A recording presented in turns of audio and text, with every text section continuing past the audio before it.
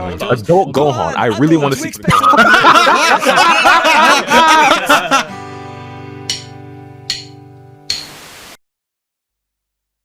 What's good, ladies and gentlemen? Welcome back to the channel. I'm LotusAsakura, the one that never knows best, bringing you some more Dragon Ball FighterZ news, information, and updates, because we actually just got a ton of information regarding Master Roshi and the next update that will be coming to the game, because there is a balance patch on the way, and we got all the nitty-gritty details of what to expect and what's to come in that patch. So if you weren't aware, today, Sunday, September 13th, there was actually a live stream on the official Dragon Ball FighterZ Twitch channel, which is twitch.tv/Dragon Ball FighterZ. Link will be in the description down below so you can follow it and also turn on notifications so you don't miss any more streams. But yes, we had another Dragon Ball FighterZ show. Now this is actually the second one that they've done so far, where they give us an inside look at the next DLC character, exhibitions, information regarding any updates, and tons of other information as well. So if you care a lot about Dragon Ball FighterZ and what's going on in the scene in the community, it's definitely something you don't want to miss out on. But yeah, we got an in-depth look at Master Roshi. We got all the details regarding the next patch, which should be going live, I would assume, on the 15th, since Roshi's early access for season pass holders comes out on the 16th, and I assume the patch and Roshi will come out together. So yeah, like there's so much I don't even really know where to start, but I guess we could start off with Master Roshi. So as before, they had Damascus and Tyrant there, pretty much being our co-hosts for the show, and they're two great commentators and great personalities, as well as pretty solid players. If you've never watched them play before, you should check out both of their streams. As a matter of fact, I'll link those in the description below as well. But they had Damascus, Tyrant, and actually Apology Man, a very strong player who I'm sure if you're into the scene, you're familiar with. One of the best players in the world for sure. And they all were able to get their hands on Master Roshi and learn a lot about how this character functions. And to say the least, he's very unorthodox and very unconventional, especially when compared to the rest of the cast. But he's got a pretty big move list. I mean, looking back at it, he's got to have the biggest move list in the game now. I mean, he's got several command normals, he's got specials on special, he's got multiple supers. So they gave the character a lot of tools, and I think they kind of understand that because he can't super dash, he's got to have something else pretty good to make up for it. And it seems like he's got a decent amount of air options to make up for that. The lack of that function. And speaking of lack of a function, this isn't going to be that big of a deal to most of you out there watching this video, and really isn't that big of a deal to myself either. But since he can't fly, he also can't super jump float. Now if you're not familiar with what super jumping is or what super jump float is, long story short, it's just a movement technique that allows you to like delay your landing or speed up your landing when you're jumping. But like, yeah, if you don't even know what it is, it's probably not going to apply to you, so it's not that big of a deal. But for the top players, that's a pretty big deal. But again, he's got an anti-air command grab that's unblockable, like with the Thundershock Surprise, which is crazy. I mean, he's got pretty good normals, it seems like. His 5L and his 5LL seem actually really strong. His 5L has pretty good range to it. The 5LL is a very active multi-hitting normal that actually looks inconspicuously, if that's the right way to say it, like his command grab. But yeah, I could spend the entire video talking about everything they talked about in the Master Roshi breakdown, but if you really want to see it in depth for yourself, it's probably just for the best that you check out the live stream. But yeah, man, Roshi has a lot of tools going for him, and he doesn't seem like a bad character. I mean, he definitely has some things that he's lacking in, but I mean, they definitely gave him a lot of stuff to work with, and it'll be very interesting to see how that character develops and plays out. And hopefully there are some people who really invest their time into him, especially since he was so highly requested by the community for so long. But if you really want to get a really good in-depth look at this character and how he functions and what you can expect, it's probably for the best that you just check out the past broadcast for yourself, which I will link in the description down below, and maybe even pin it as a comment in case you missed it. And with that, I think I want to jump over into talking about these patch notes, because man, there's a lot. Some of you are going to be really excited, some of you are going to be really disappointed. Overall though, I would say I'm pretty happy with what the notes say. I mean, we'll have to see how things are, in actual combat and, when we're playing the game. But for the most part, it seems like this is going to be a pretty solid patch where a lot of characters get buffed and not very many characters got nerfed. And I know some people really want to see UI Goku or Kid Buu get obliterated, or Z Broly especially as well. And listen, some of those characters are characters I'm not fond of fighting either, so if they had gotten nerfed, I wouldn't have complained, but I didn't expect them to get nerfed. And this is what I was trying to tell people going into this and leading up to this for the last several days, is that don't get your hopes up very high for the buffs for the characters you love, or for the nerfs of the characters, or nerfs for the characters that you hate, because I don't think it's going to be a drastic change for most characters. And that turned out to be the case. Some characters like Piccolo or Tien got some really solid buffs, and I question why a character like Piccolo got such great buffs, because if you ask me, on the low key, just between you and I already thought Piccolo was pretty top tier, and I don't think he needed any buffs. But hey, that's just me, that's just one man's opinion. But they gave Piccolo some buffs, Tien some buffs, and then you have characters like Goku Black, who were relatively unchanged, virtually unchanged, one might even say. Goku Black still Goku whack, as much as it hurts to say that. And then you have other characters who got, minute changes.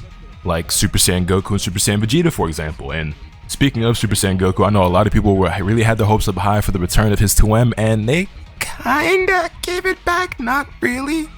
So they did buff Super Saiyan Goku's 2M, but it's nowhere near as good as it used to be still. It is now 12 frames point blank as opposed to the 14 that it was, so 2 frames faster. It used to be 10 frames if you weren't familiar, and it also used to be safe on block, but now it's still -10, so it's faster, but it's still an unsafe normal. However, one good thing about this change is that some of the combos that he lost when they nerfed his 2M, he might be able to do again. I can't say that for a certainty, especially since I never played Super Saiyan Goku and I couldn't do those combos anyway, but I'll wait to see the Goku Masters try it out when this patch does go live here in just a few days. I'm not going to go through the entire list of changes, but I do want to highlight some of my favorites or some of the ones that I feel like are the most important, or the most important and significant to myself, of course. So, Android 18, Bardock, Trunks, Vegeta, so on and so forth. But yeah, if you really want to see the full list, if there's a link to them directly, I'll have that in the description down below or in a pinned comment. Or again, you could just watch the past broadcast for the live stream for yourself, which, as I said before, will also be linked. That being said, let's talk about some of my characters, right? So first and foremost, let's talk about Bardock. So you guys all are aware of the meme by now of Bardock B. Now, if you ask me, while I feel like the assist is very good, I don't think the assist is broken. However, since that character received that assist, since this season came out, I said that I feel like while the hit stun and block stun is crazy good and Bardock as a character didn't need a change like that or an addition like that, I think the crazy part about the assist is that it tracks. And I felt like if they took away the tracking, it'd be, pretty fair or balanced, or I struggle to say those words, but like then it would be just, okay, Bardock has a great assist, but Bardock's good at everything, so why not? Of course he's got it, right? So I mean, listen, I play Bardock, so I ain't mad at it. They definitely nerfed it, y'all memed it, but if you ask me, it's still really really good. Losing the tracking is a pretty noteworthy change, but the block stun and the hit stun are why people are playing it anyway. The tracking was just the cherry on top that just made it ridiculous, right? So if you ask me, I think people who were playing Bardock B are still going to play Bardock B. I don't think it's that significant to where people who like the assist that much are going to stop using it, but it did in fact get nerfed. And that's actually the only change Bardock received, which is fine by me. No other nerfs, and he didn't need to be buffed, so I'm fine with him being exactly where he's at. And I've got to talk about my sword, but I got to talk about Trunks. So, that I was just hoping that this character doesn't get nerfed anyway. I think Trunks is really solid. I don't think he's, too top tier or broken. He could stand to get better, but he definitely doesn't need to be anywhere. You know what I'm saying, right? So, if you watch the channel enough, and especially if you watch the stream enough, that one change I really wanted to see for Trunks was for them to give the hit stun back to his A assist. Change the future assist used to have more hit stun, and there's so many high hit stun assists in the game now that it was always crazy to me that they nerfed him down to 60 frames when it used to be higher. I don't know the exact frame data for how good it used to be, but trust me, trust me, it used to be higher than that. But you have assists like Vegeta, Gogeta, base Goku that have like 70 plus, and I'm like, okay, can I at least get 65, like the base Vegeta Destructo Disc assist or Android 21 A assist? There's so many like 65 frame and like 70 plus frame assists in the game. I'm like, let me get my hit stun back on Trunks. And according to the patch notes, they increased the stun time and increased hit stop when the attack lands. So to me, I'm thinking, okay, they gave me my 65 frames or more. That's what I really want, and I got really excited, and you can hear my reaction here. If they nerf Vegito, I quit. Trunks, who's got like a very, very small. Huh? It's literally What? just visual hit stop. What? Why? Literally, what happened? Why would you do that? That's literally what I've been begging for. Oh my fucking god, thank you. However, when I went back and peeped the VOD, Damascus sounded pretty confident in saying that the change actually wasn't that significant and that it was just a visual change. And I'm not really sure how that works exactly. I don't know, that's something I'm gonna have to see for myself. The patch will be here in just a couple of days, but I'm immediately going into training mode. I know that Trunks' A assist has 60 frames of hit stun, so if it's anything more than that, I'm going to keep that same ecstasy and that excitement that I had, because that's pretty much the biggest thing I wanted for Trunks personally. Like, there's other things you could give him that would obviously make him better, but that's one of the things I wanted the most, because you guys know I favor the change of future assist over the beam assist. And if you couldn't tell how excited I am by how fast I'm talking, I don't know what to tell you. I'm trying to slow down, but I can't help it because I'm so hyped and this game is so sick, and I love Dragon Ball FighterZ. You love Dragon Ball FighterZ. If you love Dragon Ball FighterZ, let me get a like on this video. Don't cost you nothing. Show brothers love, you feel me? Smash that like button if you hyped for season 3.5 of DBFZ. Anyway, moving on. I want to talk a little bit about Android 18 and Android 21 because I also play them a lot, and they actually got some small little buffs, it seems. Android 18's Destructo Disc assist, so her B assist, seemingly got more stun time and adjusted the knockback. Not exactly sure what that means, but it doesn't seem like it could be a nerf to me, so we'll see how that goes. And they changed the explosion when the projectile hits the ground. So like, I guess that means if I throw the Destructo Disc at the ground and it hits the ground, like the explosion will actually hit the opponent, and maybe I can like vanish and combo off that. I'm not sure that's one of the things I'm gonna have to see in action once I get my hands on the, you know, the latest version of the game, but I'm here for that. I'm feeling that. And then they also reverted, seemingly based on the notes, Android 21's 5 AM to how it used to be back in Season 1. So it looks like it's going to have better range on it because she's going to move forward a bit with it, which is fine by me. And if it's still the same frame data as she currently has, that's great. Oh, and just another nice little quality of life change they gave the Android 21. Her excellent full course level 3 now tracks the opponent in midair hit stun. So that's pretty sick as well. And as I said, I don't want to go through each and every single change that every character got. I don't even want to talk about every single character that I play, but there's one more very important change that I need to cover, and as far as this channel is concerned, it's probably the biggest change other than Trunks. And I ain't gonna cap. Listen, I'll be honest, okay? I'm probably largely responsible for this. I'm sorry. Listen, base Vegeta's heavy super dash kick has been nerfed. According to Apology Man, it used to have frame 4 invincibility, which I already was aware of.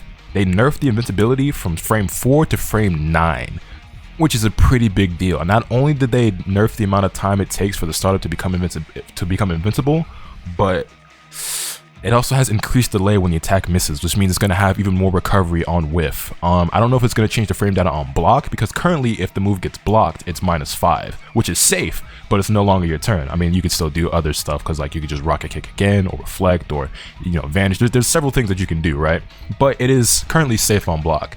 It doesn't seem to me like they're changing the, you know, the frame data on block, so it's probably still going to be safe, but if you whiff it, you're going to have even more recovery. And they didn't display this, but there's a similar change when it comes to Yamcha. They nerfed his EX Wolfang, so now that has more recovery and like lag after it whiffs. And if base Vegeta's rocket kick is anything like Vegeta Wolfang, on top of, you know, having a slower amount of time before it becomes invincible, or a longer amount of time before it becomes invincible, yeah, they might have just neumed the Numester into the Shadow Realm, I'm not gonna lie. I mean, the thing is, I'm still gonna play base Vegeta anyway because the character is sick. The rocket kick was just something I abused because I was like, I can't believe they made this move this good and it's funny. So you're still gonna see base Vegeta on the channel, but it don't really matter to me because the character is still super good, still gonna be super fun to play, and Android 18 is still my main over base Vegeta anyway, so it is what it is. But if you ask me, this was not a bad change to base Vegeta because he really didn't need that move.